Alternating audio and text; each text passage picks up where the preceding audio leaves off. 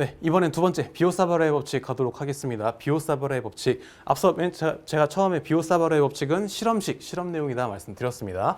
개요 먼저 가겠습니다. 개요.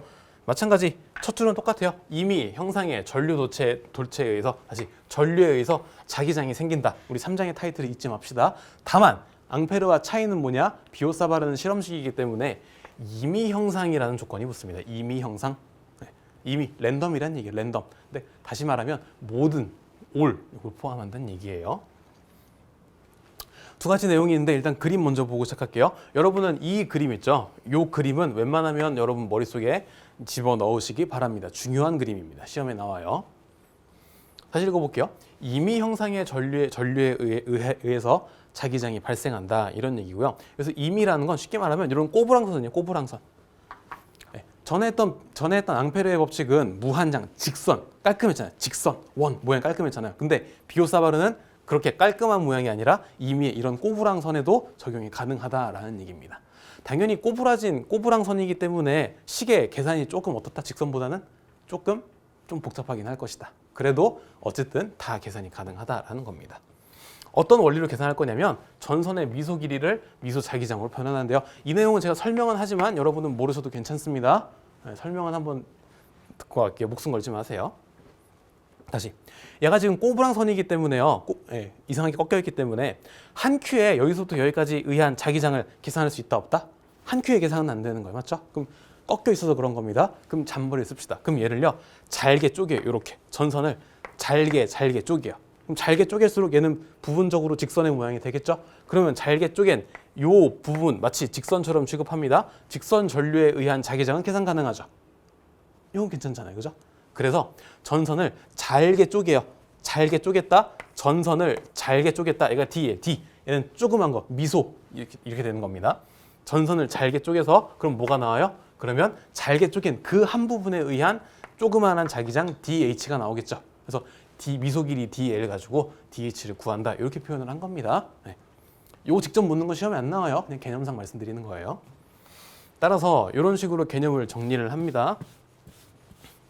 그게 마지막 나온 요식은 필히 기억합시다. 요식, 요게 비오사바르의 법칙 일반 형태입니다. 일반식이에요. 요식은 매우 중요하다. 요식과 요 그림 두 개 있죠? 두 개 반드시 기억하시기 바랍니다. 이게 비오사바르의 법칙 기본 내용이에요. 확인해 볼게요. DH, D라는 건 아주 조그만 걸 얘기한다고 했어요. 아주 조그만한 자기장이 생깁니다. 그게 어떻게 생기냐면 4파이 R제곱, R이라는 건 전선으로부터 점까지의 거리예요. R제곱 분의 IDL 사인 세타 이렇게 돼 있어요. I, 당연히 전류가 있으니까 자기장 생긴다. 지금 계속 3장 관통하는 주제 맞죠? 전류 때문에 자기장 생긴다. 오케이. 그 다음에 전류가 그냥 지나가는 게 아니라 전선 지나가야 되니까 짧은 전선 DL을 지나간다. 전류가 짧은 전선을 지나간다. 그 부분. 그 다음 사인 세타가 있네요. 여기 세타는 여기서부터 전류의 방향에서부터 벌어진 요 각을 얘기를 합니다. 이런 식으로 정리된 게 비오사바르의 법칙입니다. 요식 그림 반드시 기억하시기 바랍니다.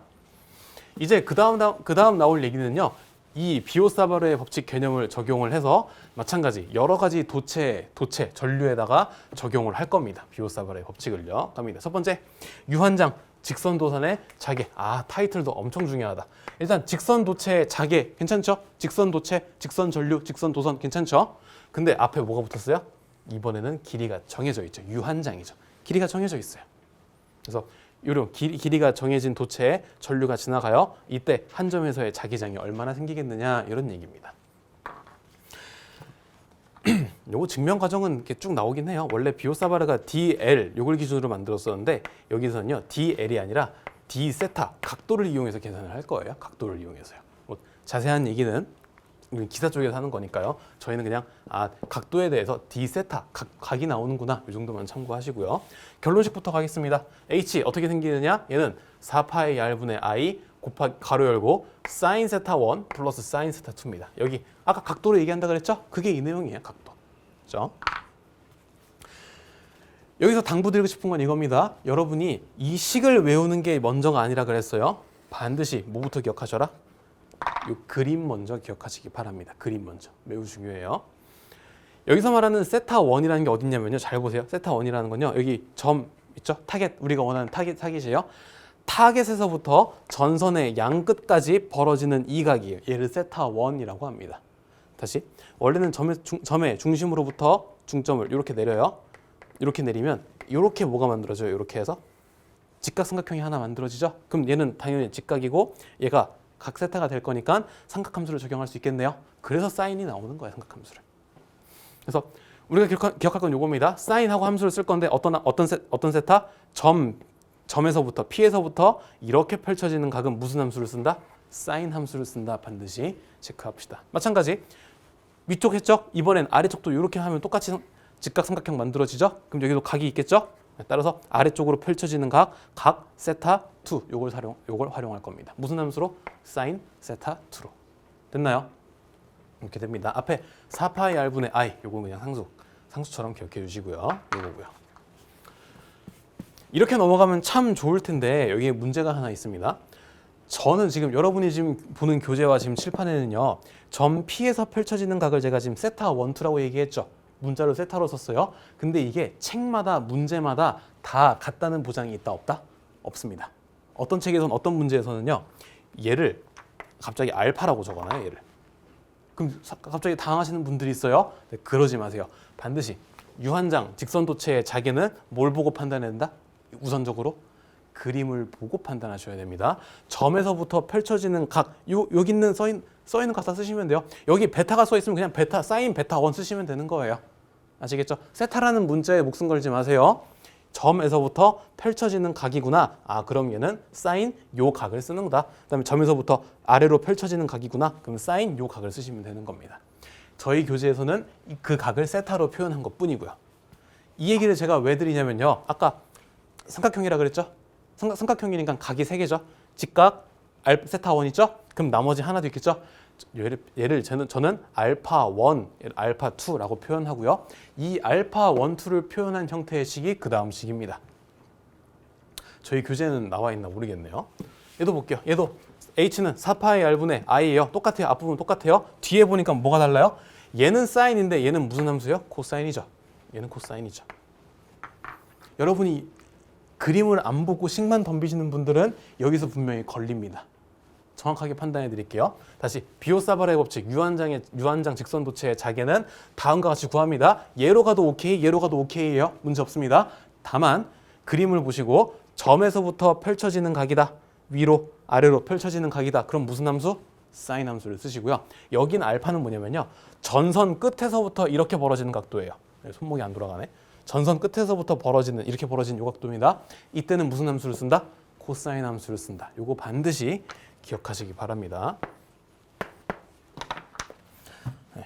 타겟점에서부터 벌어진다. 사인 함수. 전선 끝에서부터 벌어진다. 코사인 함수. 이거 기억하시기 바랍니다. 여기 있는 세타, 알파 이 문자에 목숨 거시는 순간 여러분은 틀릴 가능성이 높습니다. 그림으로 이해하는 겁니다. 그림으로. 여기 첫 번째 유한장 직선도체의 자개입니다.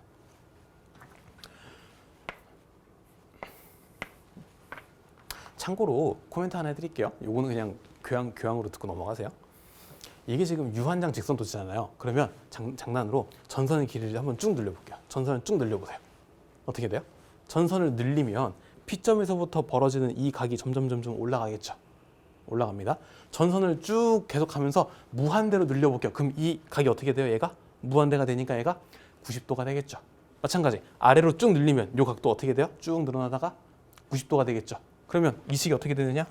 사인 90도, 사인 90도가 되는 거예요. 사인 90 계산하면 얼마 나오냐면 얘는 1이에요.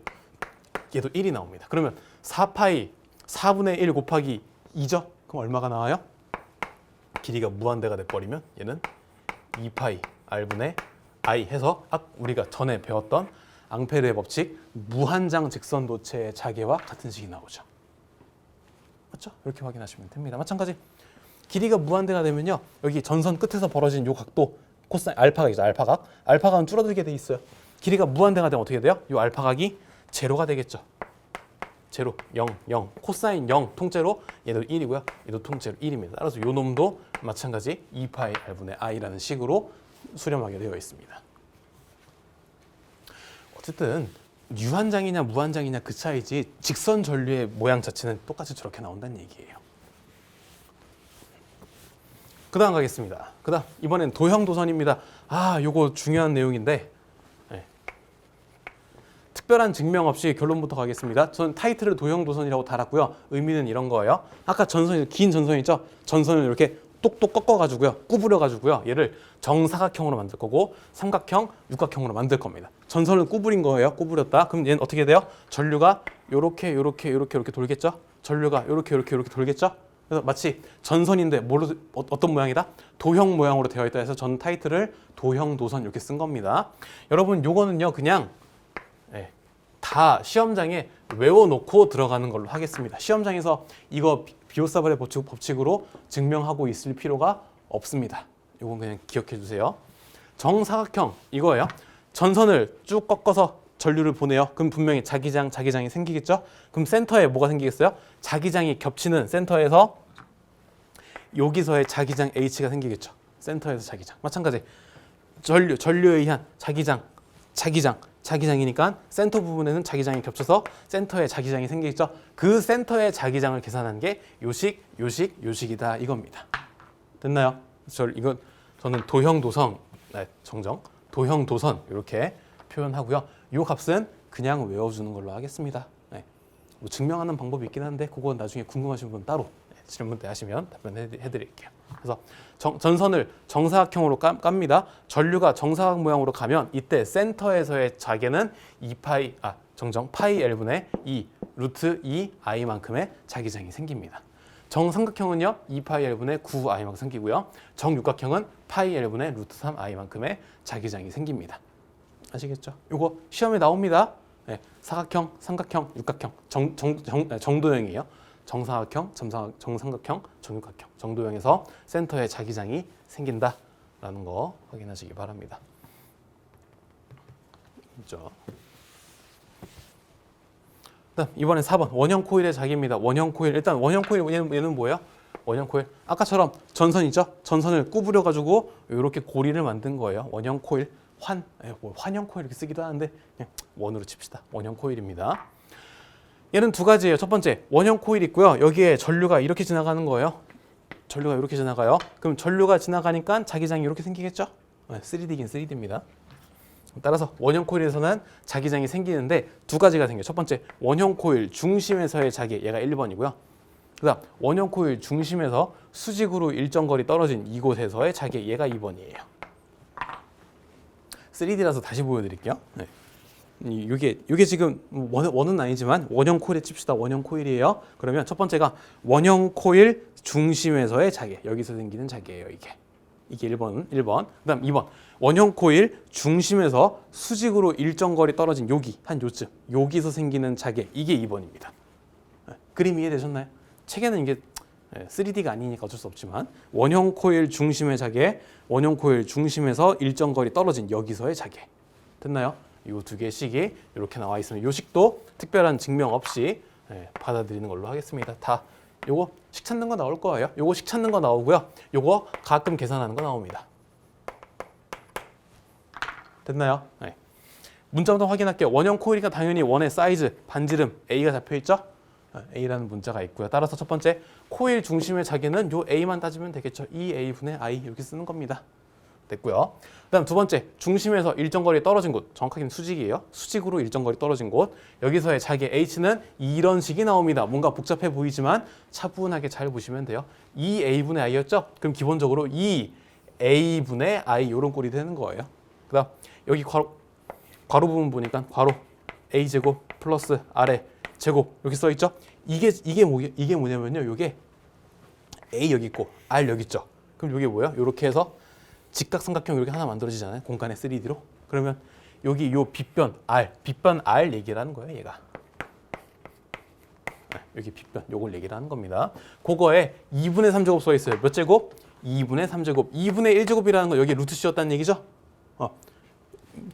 높이의 제곱, 밑변의 제곱, 거기에 더한 거에 루트 씌운 거 이게 빗변이라는 얘기예요. 얘가. 요거고요. 그다음 거기에 세제곱부터 돼요. 2분의 3제곱. 우리 전자기학 전체에서요. 2분의 3제곱 붙는 거 딱 얘밖에 없습니다. 그렇죠? 요거는 요 모양 그대로 기억해주고 분자에 A제곱이 그대로 한 번 더 들어간다는 거 참고하시면 되겠습니다. 이것도 그림으로 여러분이 먼저 잘 기억해 주세요. 원형 코일 있고 원형 코일 중심에 자기가 있고 중심에서 떨어진 곳 여기서도 자기장이 작용한다. 요거 두 가지 내용입니다. 네, 요 내용 문제 풀어볼게요. 비오사바레 법칙입니다. 첫 번째, 반지름 5cm, 건수 100회, 원형 코일 10A의 전류, 코일 중심의 자기의 크기는 얼마인가 이렇게 되어 있습니다. 저는 문제를 읽으면서 당연히 원형 코일이란 말 나왔으니까 방금 했던 원형 코일 요거 얘기하는 거구나 했죠? 세팅할게요. 반지름이 5cm래요. 반지름이 5cm. 그다음 건수가 100이다. 건수가 100이고요. 반지름 A로 쓸게요. 반지름 A가 5cm니까 저는 0.05m로 쓰겠습니다. 이때 코일 중심의 자기의 색이 그림 확인하라 그랬어요. 코일 중심의 자기니까 여기죠, 여기. 요거죠. 코일 중심의 자기의 색이 요거라 그랬으니까. 그러면 끝났죠. 원형 코일 중심의 자기의 세기는 얼마? 2A분의 N I입니다. N은 도체의 개수, 코일 건수 적용한 겁니다. 그 다음에 여기 빠졌네요. 10A의 전류. 10A의 전류. 전류 I는 10이다. 했죠? 그럼 요거 데이터 그대로 이용해서 집어넣으면 되겠네요. 하나씩 계산합시다.